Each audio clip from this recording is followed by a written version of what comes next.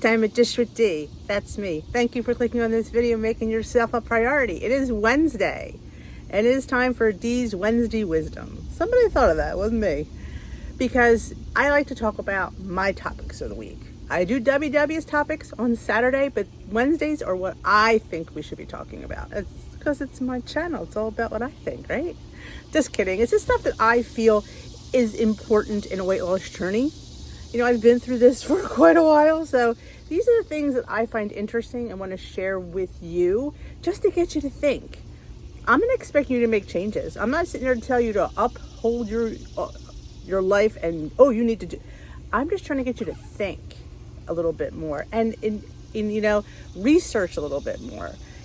That's all. It's, I'm not going to sit here on my pedestal and sit there and tell you what to do and what not to do, because you're an adult, you make your own choice. But it's just giving you something to think about. That's what we should be called. What was that song? Let's give them something. Let's talk about.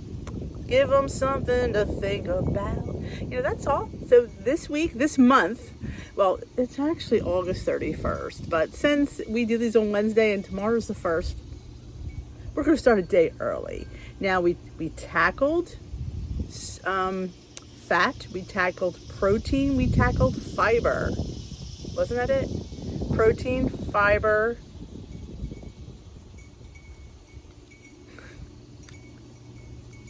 It was protein, fun with fiber, and what was August? Carbohydrates. And I'm leaving that in because, you know what? I'm not perfect. So, yeah, carbohydrates. You all were saying carbs, D. Yeah. Well, September's all about sodium. I was going to do fats, but I think I did a video on fats. If I did, I will link it in the iCards. I don't know if this is in depth at this. I should have looked at it first, but I thought sodium, when I read all about this on Healthline, I thought it was really interesting, and I thought, let's do sodium because everybody, it's all about the sodium and the retention and all that, but let's get the facts, shall we? Thank you for watching. Before I get on. Can salt make you gain weight? ? All right. Sodium is a nutrient that is essential to life. It is needed for many bodily processes, including fluid and body pressure regulation, nutrient transport, and nerve cell function. So, bottom line for this is, yes, we may be, I'm going to sum it up right here. We should be lower sodium. We should not be no sodium. So, that's food for thought. While sodium is necessary, most people consume too much sodium in the form of sodium chloride or table salt. Eating higher amounts of added salt could increase your risk, don't be going crazy when I say this, health issues such as having a stroke or developing a heart condition or autoimmune disease. Not that, if you're, it just can lead to that. Don't go crazy and call your doctor and get an appointment because, Additionally, you may wonder whether sodium makes you gain weight. This article explains the association between sodium and weight gain. Excess dietary salt may make you retain water. Many people associate excessive salt in their diet with fluid retention. This is because eating a lot of salt causes your body to conserve water.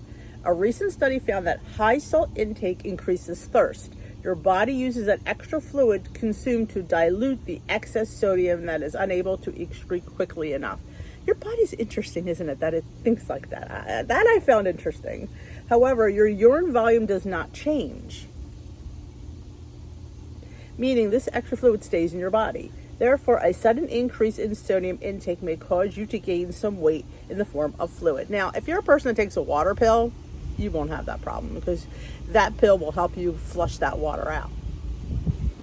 Hopefully it won't. I would think, and you remember, and when you take a water pill, you must drink. The water pill does not work unless you drink, which sounds really funny for retaining fluid. Why would I drink more water?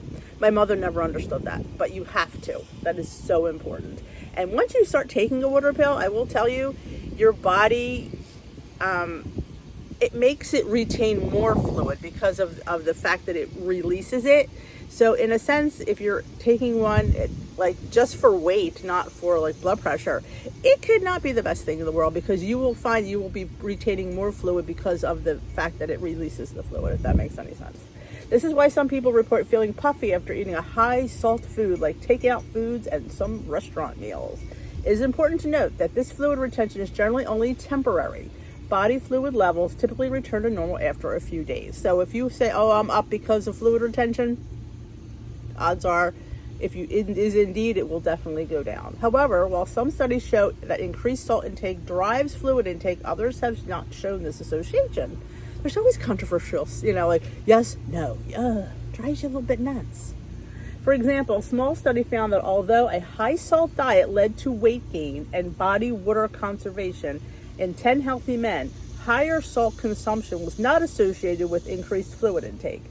In the fact, the study found that the 12 grams daily salt intake led to reduced fluid intake. Again, the relationship between dietary salt intake and fluid balance is complex. More research in this area is needed to understand it better. Let's go down here. Many foods that are higher in added salt are high in calories. Foods that are higher in salt are often higher in calories. For example, fast food, fried foods, boxed mac and cheese, frozen dinners, creamy pasta dishes, and pizza are typically very high in salt and calories. Eating too many foods that are high in salt and overall calories may lead to weight gain. Additionally, studies have found that high sodium intakes may increase the risk of obesity, independent of your calorie intake. Interesting. One study among 1,200 children and adults found that those with higher urinary sodium were more likely to have obesity or overweight. High salt intake was significantly associated with higher levels of body fat in children and adults.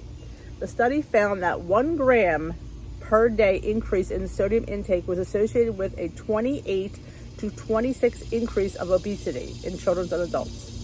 Another study among 9,162 people found that the sodium intake greater than 2,300 grams per day was significantly associated with a greater risk of obesity and belly fat compared with a moderate sodium intake of 15 to 2,300 milligrams a day.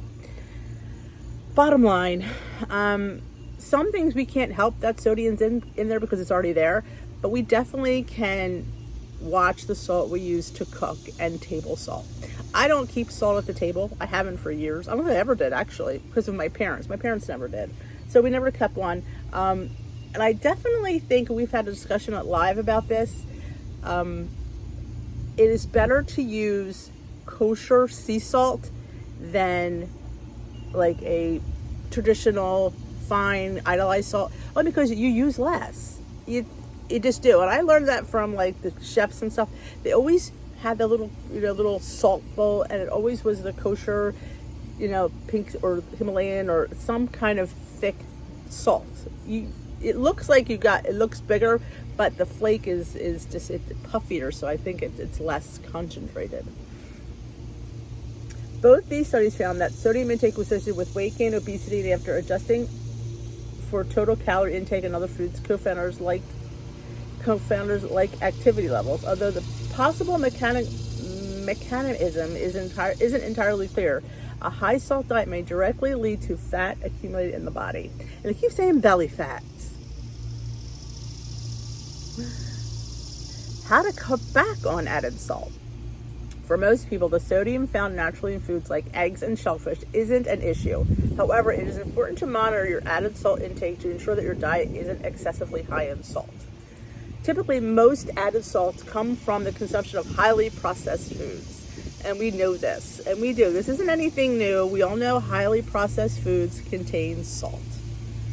There are some salt foods to cut back on to reduce your intake of, here are some high salt foods to cut back on to reduce your intake of added salt. Highly processed and salty takeout foods, pizza, street tacos, hamburgers, nuggets, french fries, etc. Honestly, anything you get out, even if it's grilled, is going to have salt on it, honestly. And I'm not the person to be like, well, don't ever eat out again, don't ever get takeout. Just don't get takeout regularly. See, that's the thing. It's moderation. I'm not telling you not to do it. I'm just telling you don't do it on a regular basis. And, Salty packaged snacks, chips, pork rinds, pretzels, etc. Now, there are pretzels that have no salt on the tops, and a lot of things like I think they're saltines that are no salt tops. That would help cut back as well. Processed meats, jerky, bacon, salted and cured meats, salami and sausages. Yes. Now, there are low sodium meats you can get. Like if you go to the deli, there's low sodium ham, there's low sodium turkey. And I'm gonna say I don't think they're bad options. Again, I'm not gonna sit there and tell you not to ever get it, because realistically, you're going to be buying, but just trying to have it less is the gist of this. Salty condiments, salad dressing, soy sauces, hot sauces, etc. Highly boxed or canned meats. Boxed meats? I don't know what that was. Ready-made pastas, rice dishes, canned soups, canned ham, boxed potatoes, anything, that like mac and cheese, any of those rices like rice-a-ronis and stuff like that, and the potato flakes and stuff. Canned soups. Well, we all know they do sell low sodium canned soups. So yeah, now again, these are some things that you use to make your family's dinner. I'm not gonna sit there and tell you not to use them. Again, in moderation. And that's what the key is in anything we talk about. You can have things, just have to know what you're eating and have it in moderation. I'm not gonna sit there and tell you to make your own, Girls and boys, I understand. Additionally, adding too much salt in home-cooked meals home-cooked meals is getting a little kick here, can significantly increase your overall salt intake. Try reducing the amount of salt you add to foods. Be sure to taste foods before adding extra salt. That is key. And I will sit there and tell you, it says it right here, you can also use lemon juice, fresh herbs, garlic, and spices. And that helps. Absolutely helps. And there are spices you can get that don't have salt in them. That one that I hauled last week on my little day trip to that farmer's market, it was called the California Blend. I read it and I realized there's no salt in there. There's no salt in there. So yeah, that absolutely helps burst. Like lemon juice will bring out the flavor in food. And so will fresh herbs, fresh parsley, fresh dill, fresh basil. Yes, it is expensive. I'm not gonna sit there, you can't grow your own all the time because you gotta buy it. But actually dried herbs as well. Find a good brand like that. Kinder brand is a really nice brand. I really, really enjoy that. And you can get that at Walmart. And you also get it at Sam's Club. Summary: to cut back on sodium, try eating fewer high salted foods, cutting back on the amount of salt that you add to your meals. I think it definitely is the table salt. You just gotta get rid of that. That's definitely, I think we definitely need to add a little salt to our cooking, a little bit. Measure, instead of like grabbing that and just shaking it, grab the measuring spoon. Know how much you're putting into that. Eating too much sodium in the form of added salt has been associated with weight gain. Some studies suggest that eating large amounts of salt could lead to short-term weight gain due to fluid retention, while others have found that high salt intakes may increase the risk of weight gain and obesity. Plus, eating higher amounts of salt may harm your overall health, increase your risk of developing medical conditions like heart disease. Absolutely, and if you're already suffering with some form of illness, it's just going to add on to that. Definitely. I had a cool thing here. 30 foods high in sodium and what to eat instead. Table salt is chemically known as sodium chloride. It is made up of 40% sodium. To estimate, at least half of the people with hypertension have blood pressures that are affected by sodium consumption, meaning they are salt sensitive. In addition, your risk for salt sensitivity increases with age. I didn't know that either. The reference intake of sodium is 2,300 milligrams, or about 1 teaspoon of salt. Now that is the powdery salt. So that's, like I said, I think when you're talking the higher, like the kosher salt, the bigger, I don't know how much it would be, but I don't think it would be a teaspoon. Still, an average sodium intake in the United States is 3,400 grams, which is much higher than the recommended upper limit. This mainly comes from packaged and restaurant foods rather than from overusing your salt shaker. We are a generation of eating convenience foods and quick, hey, you gotta get dinner on the table. I hear you on that. Sodium is added to foods for flavor as part of some food preservatives and additives. There are 30 foods that tend to be high in sodium. What to eat instead? Oh, let's go down. Shrimp. This I found interesting too. Packaged plain frozen shrimp commonly contains added salt for flavor, as well as a sodium-rich preservative. For example, sodium I'm not going to try to say that word. The T is commonly associated with to help minimize moisture levels during thawing. A 3-ounce serving of non-breaded frozen shrimp may contain as much as 800 milligrams of sodium, 35% of the RDI. Breaded fried shrimp is similarly salty. In contrast, 3 ounces of serving of fresh caught shrimp without salt or additives has just 101 milligrams of sodium. And that's natural sodium as opposed to the added sodium. Opt for the fresh caught ones if you can. Check your health food store for frozen shrimp without additives. So you can, maybe there is frozen shrimp without additives. It's something to check. I mean, that's a lot. I mean, and being on WW, we eat, and if shrimp is your 0.5, you're eating a lot of it. So I do think you're doing a good thing, you know, having shrimp, but there you go. If you're sodium sensitive.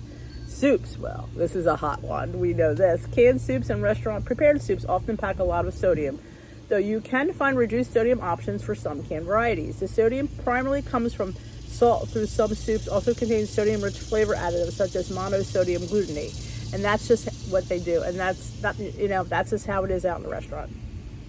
An average canned soup has 700 milligrams of sodium, or 30% of the RDI per 1 cup. Girls, we gotta make our own soups.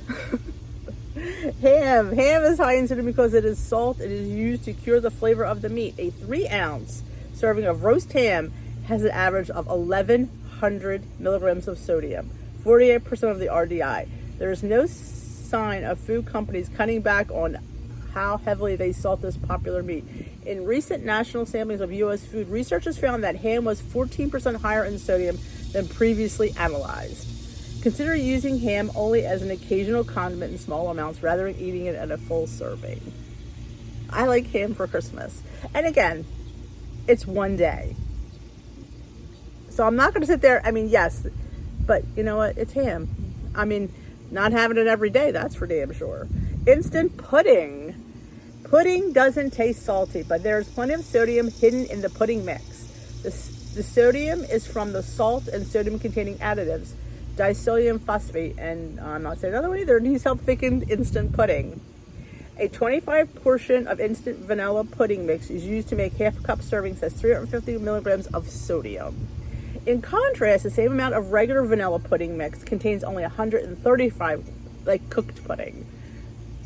That's how it thickens so fast. So yeah.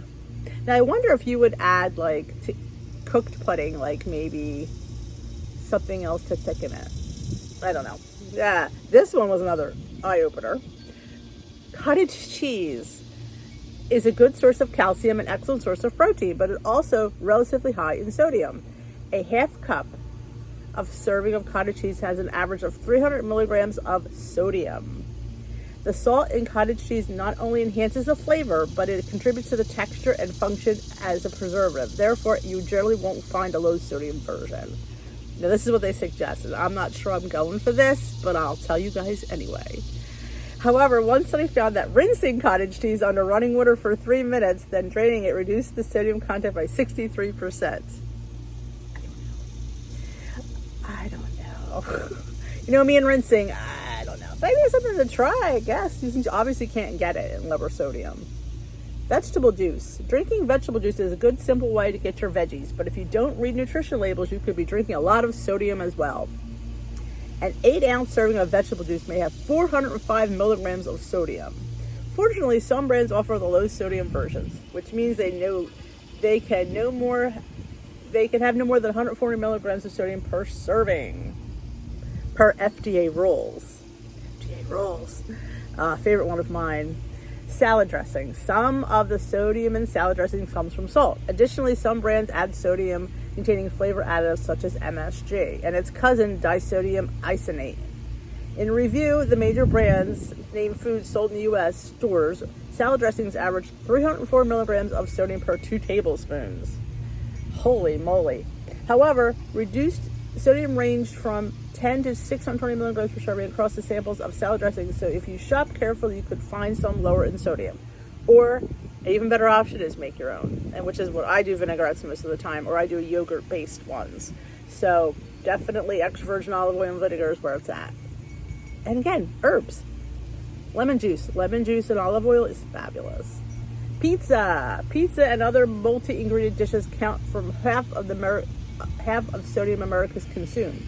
Many of the ingredients such as cheese, sauce, dough, and processed meats contain significant amounts of sodium. So basically pizza's a killer. A killer. Oh yeah. If you eat more than one slice, the sodium quickly adds up. Instead, limit yourself to one slice and complete your meal with a lower sodium food, such as leafy green salad. If you make your own pizza, you can make your own sauce. I mean, the cheese is the cheese. I'm not telling you to go out and make your cheese because girls and boys, that's way too much work. But you can definitely, the amount of salt in the pizza dough, I think, is relative because it goes to the whole pizza. So I'm all right with that. And you can make, like I said, your own sauce, which obviously you can leave the salt out of that. And you can top your pizza with vegetables. So you absolutely can lower the pizza. Sandwiches. Sandwiches are another among the multi-ingredient dishes that count for most of half of America's sodium intake. The bread, processed meats, cheese, and condiments often make a sandwich all contribute to a significant amount of sodium. For example, a 6-inch submarine sandwich with cold cuts averages 1,100 milligrams of sodium. You can significantly cut back on sodium by choosing an unprocessed sandwich topping such as grilled chicken breast and sliced avocado and tomato. There you go. Girls, I'm not counting out my bread though. Broths and stocks. We all know packaged broths and stocks, which are used in the base of soups and stews or flavored meats and vegetable dishes, are notoriously high in salt. For example, 8 ounces serving of beef broth contains 718 milligrams of sodium. Chicken and vegetable broths are similarly high in sodium. Fortunately, you can easily find reduced sodium broth stocks which have at least 25% less sodium per serving. You can make your own too. Boil a chicken, you got chicken broth. Get some meat bones, or like I said, don't add any other salt. If all of the salt in your soup is your stock, you should be good. Boxed potato casseroles, Peter's favorite. He loves the scallop potatoes. I don't, but he does. Potato dishes, particularly scallop potatoes for Peter. And other cheesy potatoes pack a lot of salt. Some contain sodium MSGs and preservatives. Half cup serving of portion of dried scallop potato mix, which makes 2/3 cup cooked, has 4 milligrams of sodium. Everyone would be better off swapping boxed potatoes with more nutritious starches such as baked sweet potatoes and winter squash. Canned vegetables. Canned vegetables are convenient, but they pack a lot of sodium. A half cup of canned peas has 310 milligrams of sodium. And a can of, I don't like canned asparagus. I think canned asparagus is gross. It's mushy, so I wouldn't even use that. But it contains 46 milligrams of sodium. They are saying draining and rinsing canned vegetables for a couple of minutes can reduce the sodium by 9 to 23%. And they are saying opt for plain frozen vegetables, which are lower in sodium yet convenient. So you have frozen vegetables as well. Processed cheese. Now we know that's another one. Processed cheeses include pre-sliced American cheese, low processed cheese like Velveeta, tender and higher in sodium than natural cheeses. This is particularly because processed cheese is made with the help of emulsifying salts such as sodium phosphates at high temperatures, which make a consistent, smooth product. A 1 ounce serving of American cheese has 377 milligrams of sodium, or 16% of the RDI, while the same amount of loaf cheese contains 444 milligrams of sodium. Instead, opt for lower sodium natural cheeses such as Swiss or mozzarella. So there are low sodium options to buy, which is a good thing. Because I don't know me, but I ain't making much cheese. And there's more, but we can go in forever. There's jerky and dried meats, there's tortillas, cold cuts and salamis, pretzels. Now, let's go to the pretzels because I eat a lot of those. The large salt crystals on top of pretzels are your first clue of their sodium content. A 1 ounce serving of pretzels has 322 milligrams of sodium. You can find unsalted pretzels, but they still shouldn't be on your go-to snack, as they're usually made with white flour, have minimal nutritional ingredients. Wah, wah, wah. Pickles. A single 1 ounce dill pickle spear, the kind that might come alongside a deli sandwich, has 241 milligrams of sodium. The sodium in whole pickles adds up more quickly. A medium-sized dill pickle packs 561 milligrams of sodium. Keep pickle portions small. Yeah. Hot dogs. We know hot dogs. Hot dogs, yes. They range from 230 milligrams to 1,300 milligrams of sodium in the processed hot dog. So there's no option for that one. They're just saying don't eat it a lot. I guess your barbecues 3 times a year should be significantly, that should be fine. Of course, tomato sauce. Now, tomatoes, you know, like me, tomatoes need salt and pepper. That's just what they do. But canned tomatoes are sold lower sodium.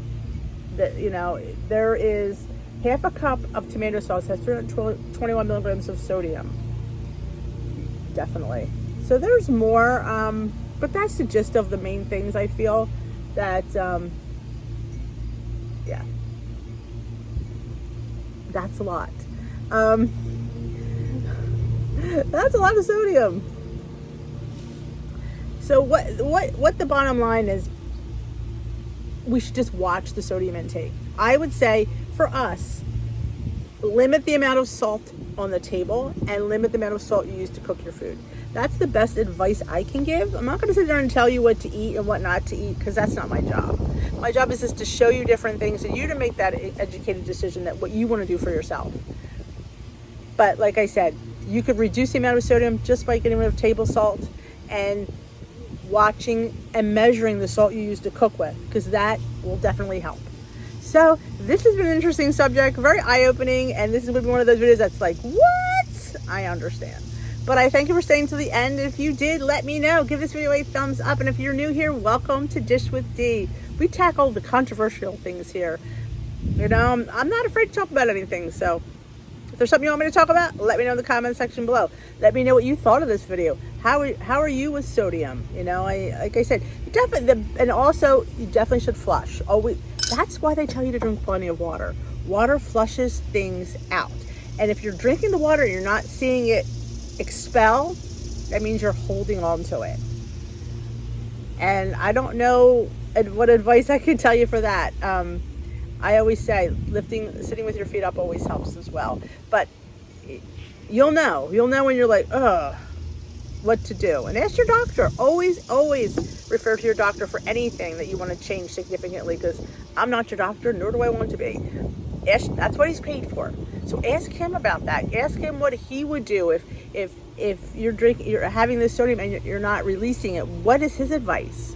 Hope it's not a water pill, because they're never the answer. That's only a band-aid, honestly, because once you start taking a water pill, you build up twice as much fluid. Don't know if you knew that, but yeah, that's why they're not always the best options, but sometimes they're the only options and you need them. Can't drown in fluid, but once you're on a water pill, you're always going to have to be on one, because that's just how it goes. So, but ask him, her, whoever you see, what their advice is. So this video went way too long and everybody's cutting our grass. So if you haven't subscribed yet, hit that subscribe button, give this video a thumbs up if you liked it, and we will dish another day. Bye-bye, my lovelies.